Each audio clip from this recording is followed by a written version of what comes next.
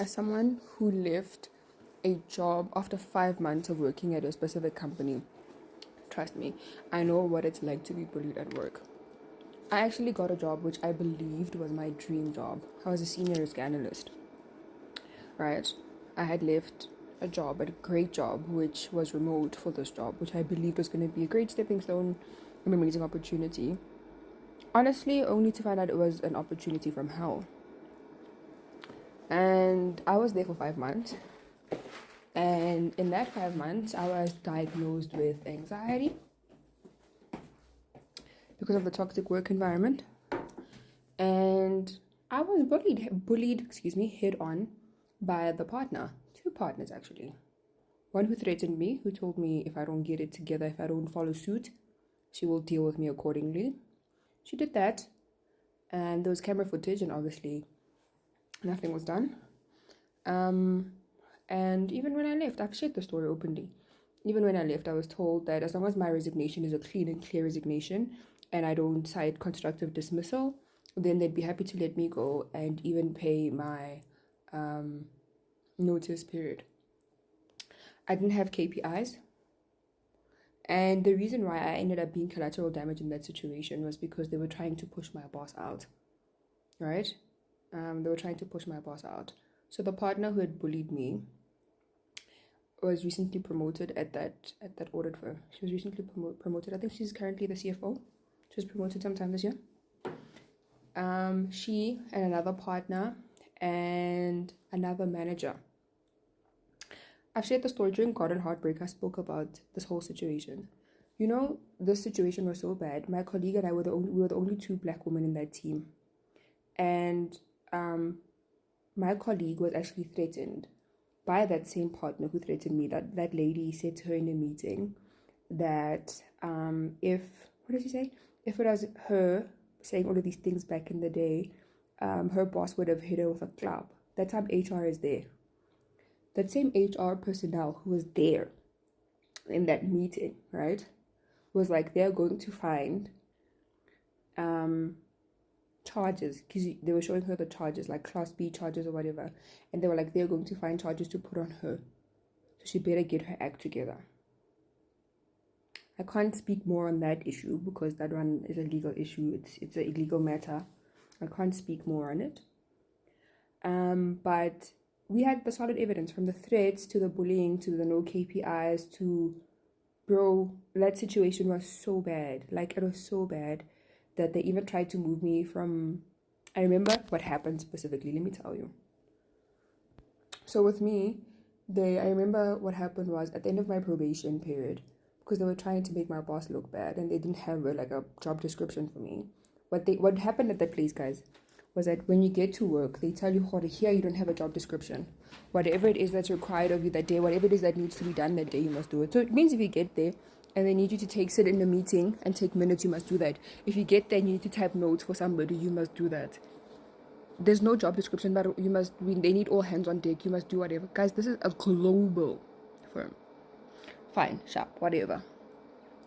So at the end of my probation period, I didn't really have a job description. There's no tasks that I was specifically given that they could say I failed at. So when they surprised me and called me into that probation meeting, and they said they're extending my probation, I asked them on what grounds. Which tasks did I not complete properly? Can they show me? Can they go back to me? Let's see the emails and all of that. They didn't have any of that. I asked them what standard was I measured against. They didn't have standards because they didn't have a KPI.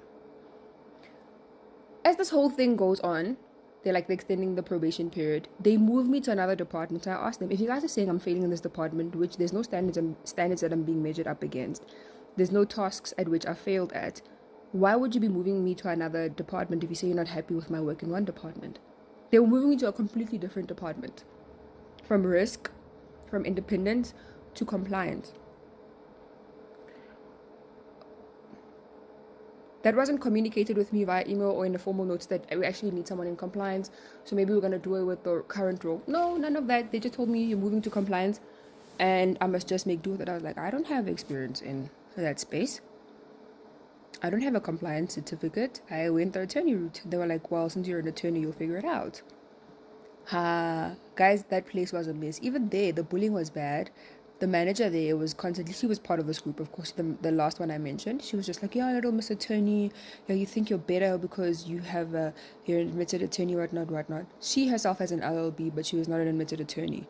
Yeah, when I Miss Masters, whatnot. Yo, that lady gave me a tough time. I remember one day in a meeting, when we had a probation review meeting, she was like, she didn't like my attitude because she had given me a task and I realized that she'd sent me the wrong document. So I go to her and I say to her, I don't think the document that you sent me is the correct document. She was like, no, just read it and give me a comment on it. She realizes when I give her the commentary that it's the wrong document. She was like, it was my responsibility to let her know. And I'm like, babes, I did let you know. She was like, no, it wasn't enough. I should have pushed harder because it was just a casual chat. Guys, I worked at that place for 5 months. Yeah?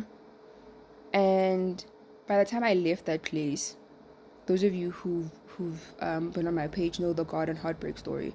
You know that I was going through that while going through the whole divorce process and leaving my partner and all of that stuff. I remember one day I was driving to work and I had taken antidepressants and I was like out of it. And I was like, Lord, this can't be it. There's no way.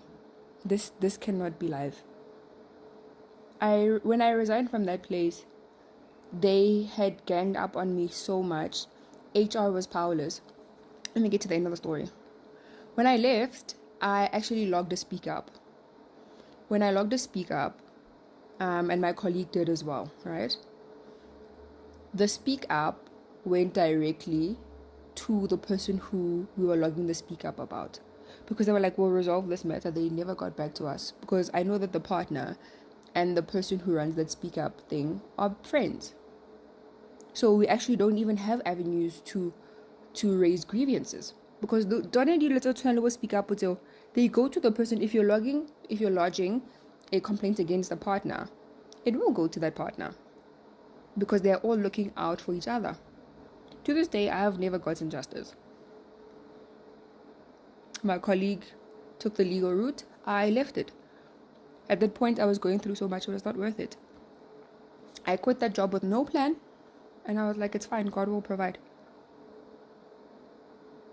So, moral of the story, guys, your mental health means more than any job. Honestly speaking, people were just like, bro, you were there for 5 months. How could you leave such a fancy building, a fancy job, or, oh my goodness, you've always dreamed of working at that place. Because I went from one audit firm, which was amazing. The audit firm that I worked at, the first one was amazing. The people were amazing. Everyone was just like, no, like, really, we've heard stories about that place. And I was like, nah, I haven't experienced it. I worked with wonderful people. My team was amazing. That audit firm, the first one was amazing. The second one, the longest 5 months of my life. And it was women who treated me that way.